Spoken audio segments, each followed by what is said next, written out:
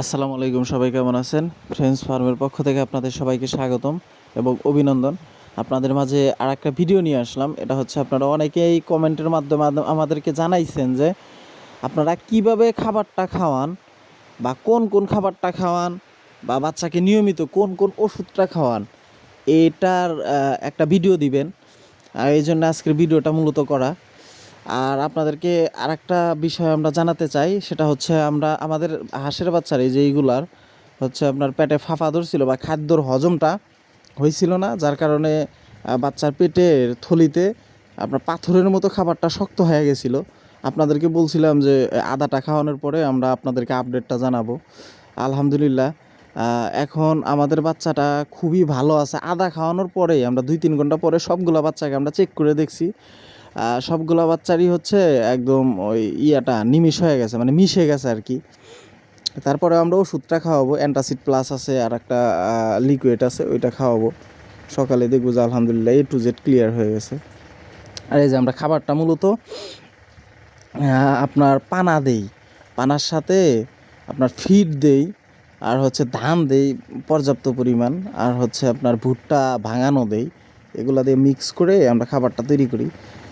আপনার পানাটা আমরা খাওয়াই হচ্ছে আমাদের এখানে 2টা খামার আছে, ডিম পাড়ার হাঁস যেগুলো আছে, তাদের সাথে আমরা কথা বলছিলাম যে আমাদের এই বাচ্চাগুলোকে, বাচ্চার বয়স এখন 1 মাস প্লাস, আপনার 1 মাস 10 দিন প্লাস হয়ে গেছে, বাচ্চাকে কি আমরা পানাটা খাওয়াইতে পারবো? তারা বলছে হ্যাঁ, এখন বাচ্চাকে যতটুকু পর্যাপ্ত পরিমাণ তোমরা পানা খাও।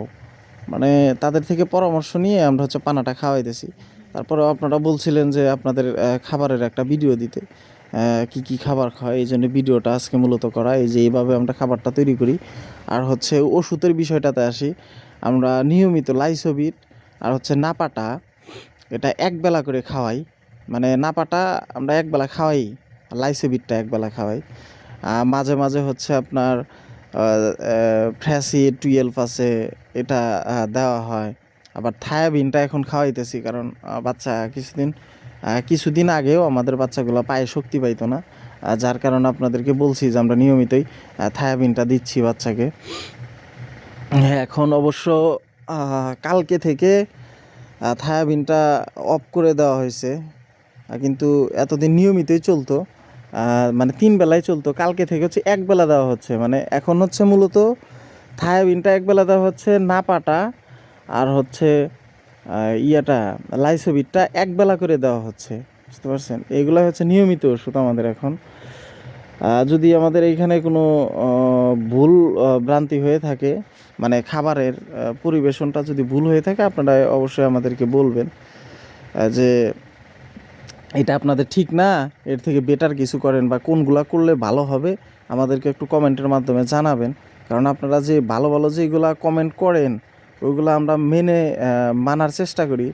এই যে এটা হচ্ছে আমরা অ্যান্টাসিড প্লাসটা আমরা গুঁড়ো করতেছি, বাচ্চাকে দেব। এমনি হচ্ছে বাচ্চা সবগুলা সুস্থ হয়ে গেছে, মানে যে বাচ্চাগুলো আমরা দেখতেছি যে কতগুলা বাচ্চা মানে এরকম আছে, কিন্তু আলহামদুলিল্লাহ আপনার আদা খাওয়ানোর পরে সবগুলো বাচ্চাই সুস্থ হয়ে গেছে। যাই হোক, এই যে দেখছেন আমাদের খাবারটা, এভাবে আমরা খাবারটা তৈরি করি। আর আপনারা যারা এক্সপিরিয়েন্স আছেন বা যাদের ফার্ম অলরেডি আছে, তারা আমাদেরকে বলবেন যে এগুলো চলবে কি চলবে না, বা এর থেকে বেটার কিছু খাওয়াইতে হবে, বা এর সাথে কী কী অ্যাড করব, এগুলো আমাদেরকে একটু বলবেন। তাহলে আমাদের সুবিধা হয়, কারণ আপনাদের কমেন্ট আমরা যেগুলো দেখি যে ভালো ভালো কমেন্ট করছেন, বা যেগুলো আমাদের পছন্দ হয়, বা যেইগুলা আপনারা যে কমেন্টগুলো করেন, যেগুলা আপনার হচ্ছে বুঝতে পারি যে এইগুলো করলে হয়তো বেটার কিছু হবে, আমরা ওইগুলো করারই চেষ্টা করি। কারণ আমরা নতুন, আমরা বিভিন্ন খামারের থেকে পরামর্শ নিয়ে আমরা কাজগুলো করতেছি। যাই হোক, আপনারা সবাই আমাদেরকে কমেন্টের মাধ্যমে জানাবেন যে আমাদের খাবারগুলো ঠিক আছে নাকি, বা এখানে আর কী কী অ্যাড করতে হবে, বা কোনগুলা খাবার বাদ দিতে হবে, বা কী কী দিয়ে খাবারটা তৈরি করতে হবে। আর আমাদের ওষুধের বিষয়টাও বললেন যে আমরা নাপাটা নিয়মিত খাওয়াইতেছি, থায়াবিনটা একবেলায় খাওয়াইতেছি, আর হচ্ছে আপনার লাইসোবিটটা খাওয়াইতেছি, মানে এইগুলো হচ্ছে একবেলা করে খাওয়াইতেছি। যদি কোনো ভুল হয়ে থাকে আমাদেরকে বলবেন যে এটা নিয়মিত খাওয়ানো যাবে না বা নিয়মিত খাওয়ান, আপনারা কমেন্টের মাধ্যমে বলে যাবেন।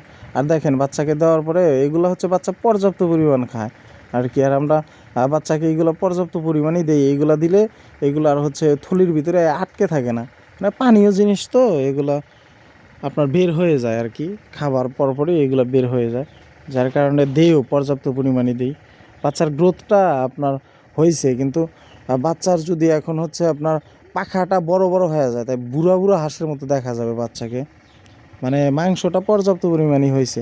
বা এইগুলো হাঁস তো আর ছাগলের মতো বা গরুর মতো বড় হবে না, এই পর্যন্তই আমাদের যতটুকু হয়েছে এই পর্যন্তই। কিন্তু আপনার পশম হইলে বাচ্চাকে বড় বড় দেখা যাবে আর কি। যাই হোক, আজকে এই পর্যন্তই। সবাই ভালো থাকবেন, সুস্থ থাকবেন, আর কমেন্টের মাধ্যমে জানাবেন যে কিভাবে কি করতে হবে, আমাদের এইগুলো ভুল আছে নাকি। যদি ভুল থাকে আমরা শুদ্ধ করার চেষ্টা করব। আজকে এই পর্যন্তই। আল্লাহ হাফেজ।